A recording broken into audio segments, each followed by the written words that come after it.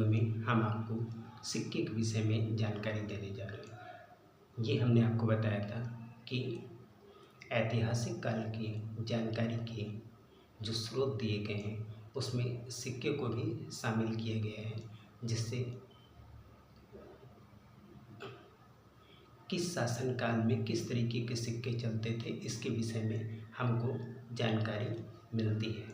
देखिए, जो सिक्का हम लोगों को मिला है, पुरातत्व विभाग द्वारा जो सिक्का खुदाई में प्राप्त हुआ है, उससे उनकी जांच रिपोर्ट में जो तथ्य सामने आते हैं तो उसके आधार पर ये डिसाइड किया है उन्होंने कि कौन सा सिक्का किस शासनकाल में चल रहा था।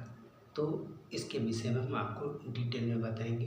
देखिए, जितने भी सिक्के हैं सब अलग अलग धातु के हैं और अलग अलग चीज़ों के बने हैं, अलग अलग धातु के हैं और विभिन्न प्रकार के सिक्के हैं।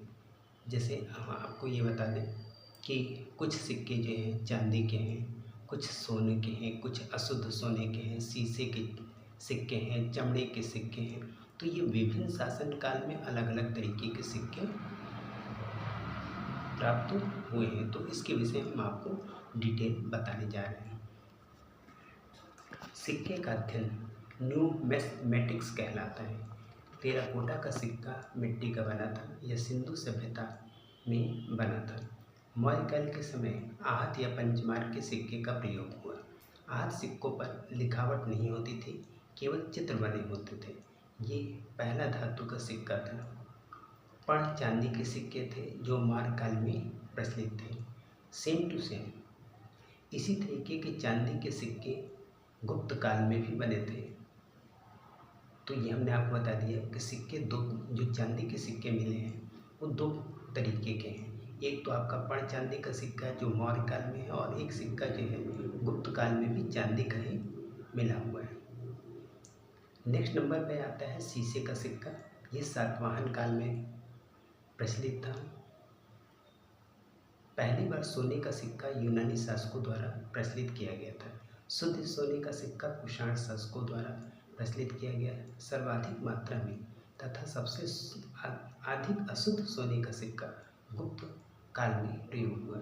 इस समय स्कंदगुप्त शासक थे।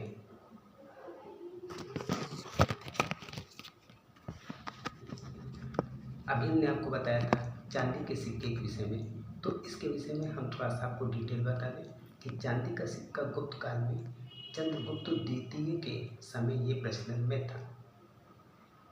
मयूर शैली का सिक्का गुप्त काल में समुद्रगुप्त के समय प्रयोग में लाया गया था। इस सिक्के का प्रचलन गुप्त काल में सर्वाधिक मात्रा में था। कौड़ी का प्रयोग भी गुप्त काल में ही हुआ था। चमड़े का सिक्का हुमायूं के शासनकाल में शिहाबुद्दीन ने प्रारंभ किया था। रुपए का प्रारंभ शेरशाह सूरी ने किया था।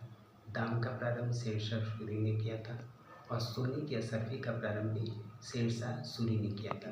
तो इस तरीके से हमने आपको बताया कि ऐतिहासिक काल की जानकारी के स्रोत के लिए सिक्के को भी शामिल किया गया है, जिससे हमें विभिन्न शासनकाल में किस किस प्रकार के सिक्के चलते थे इसकी जानकारी हम लोगों को प्राप्त होती है।